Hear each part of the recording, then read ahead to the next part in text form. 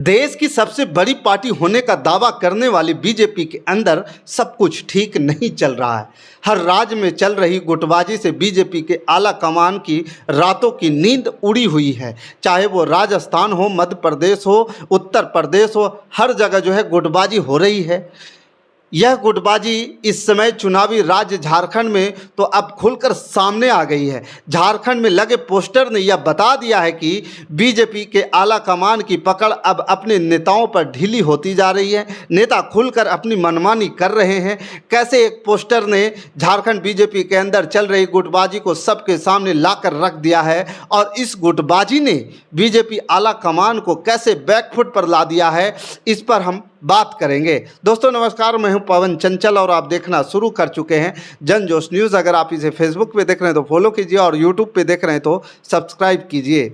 झारखंड में अभी चुनाव की तारीखों का ऐलान नहीं हुआ है, लेकिन जल्द ही तारीखों का ऐलान हो जाएगा। 8 अक्टूबर को जब हरियाणा और जम्मू कश्मीर के चुनावी नतीजे आएंगे, उसके एक हफ्ते के अंदर अंदर ऐसा माना जा रहा है कि तारीखों का ऐलान हो सकता है। महाराष्ट्र और झारखंड के चुनाव को लेकर के तो इस सब को लेकर राज्यों में जो है उथल पुथल मची हुई है और झारखंड में तो ज़्यादा उथल पुथल नज़र आ रही है। और सबसे ज़्यादा परेशान विपक्ष में बैठी बीजेपी नेता नज़र आ रही है इस उथल पुथल को देखकर, क्योंकि उससे लगने लगा है कि उस चुनाव में भी वो विपक्ष में ही ना बैठे रह जाए। मतलब समझिए कि झारखंड की सत्ता में बैठे जेएमएम उतनी परेशान नहीं है जितने कि विपक्ष में बैठी बीजेपी परेशान है। और इसकी वजह सत्ताधारी जेएमएम की बढ़ती मजबूती तो है और इससे कई ज़्यादा बीजेपी के अंदर चल रही गुटबाजी है। यानी कि कहा जा रहा है कि राज्य में बीजेपी को हराने वाले बीजेपी के नेता ही होंगे और यहाँ चिंता अब बीजेपी के आला कमान को है। सत्ता पक्ष जेएमएम को कमज़ोर करने की कोशिश में खुद बीजेपी ही कमज़ोर हो गई है। जेएमएम के अंदर शुरू हुई गुटबाजी का फ़ायदा उठाने में लगी बीजेपी आला कमान ने अपनी ही पार्टी में गुटबाजी करा दी और अब बीजेपी आला कमान को समझ में नहीं आ रहा है कि इसे कैसे सुलझाएं। वैसे तो यह गुटबाजी उसी समय सामने आ गई थी जब चंपई सोरेन के बीजेपी में आने की खबरों ने जोर पकड़ा था।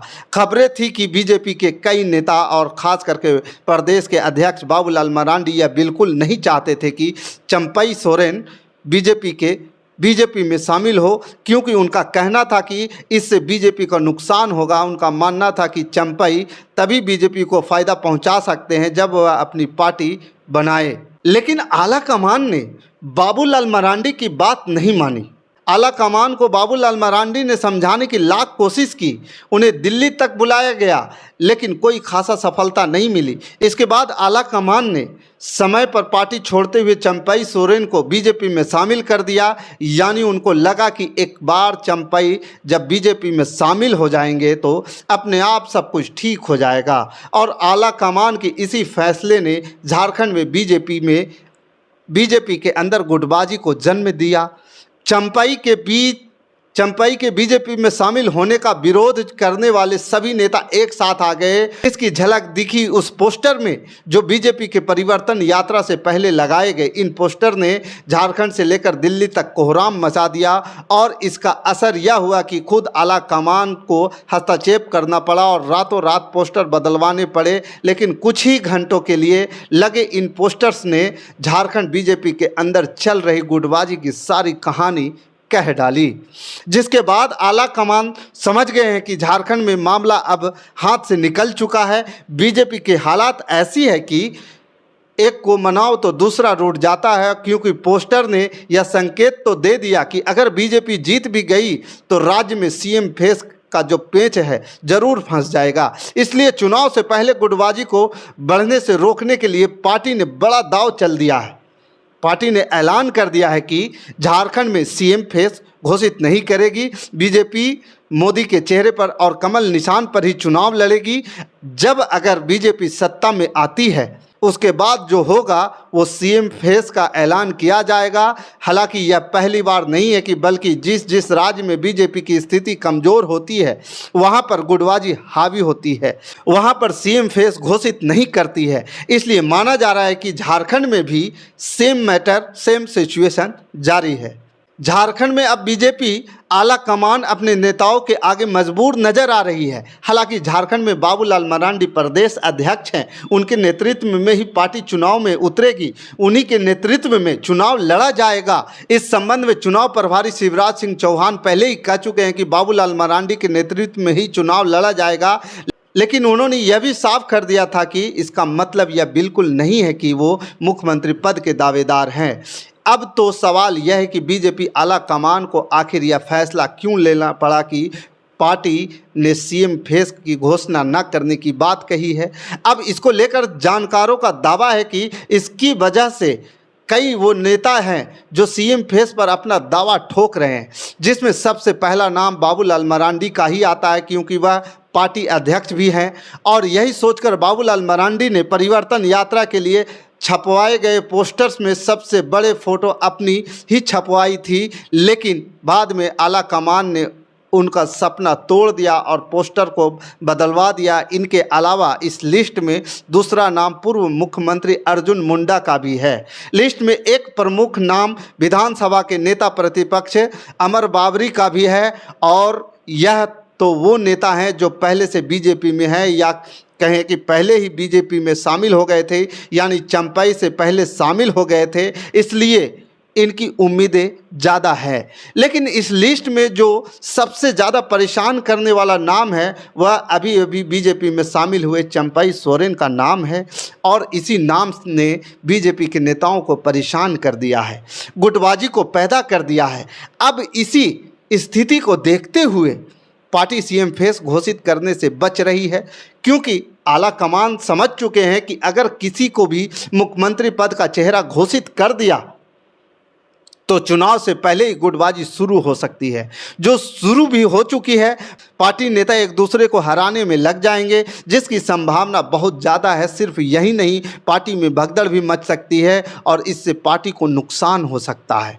इसलिए पार्टी ने गुटबाजी और भगदड़ से बचने के लिए सामूहिक नेतृत्व में ही चुनाव लड़ने का फैसला लिया है, क्योंकि पार्टी को लगता है कि उस फेस के फैसले से सभी दावेदार पूरी ताकत से चुनाव लड़ेंगे।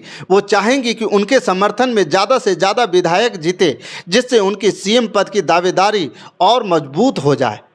लेकिन अगर पार्टी ने सीएम फेस घोषित कर दिया तो विरोधी दल के खिलाफ नहीं, बल्कि पार्टी नेता अपने ही नेता के खिलाफ चुनाव लड़ने पर फोकस करने लग जाएंगे, और जाहिर है इसमें बीजेपी को नुकसान होगा। हालांकि जिस तरह से सर्वे रिपोर्ट्स आ रही है और हेमंत सोरेन के साथ जिस तरह से जनता की सहानुभूति है, क्योंकि वो जेल में भी रहकर आए हैं, चंपाई सोरेन ने भी जो है उन्हें धोखा दिया है, इस सब को लेकर के जनता उनके साथ खड़ी हुई। इससे देखकर जानकारों का दावा है कि बीजेपी कितनी भी कोशिश कर ले, राज्य में सरकार नहीं बन रही है, लेकिन फिर भी बीजेपी अपनी तरफ से पूरी कोशिश कर रही है।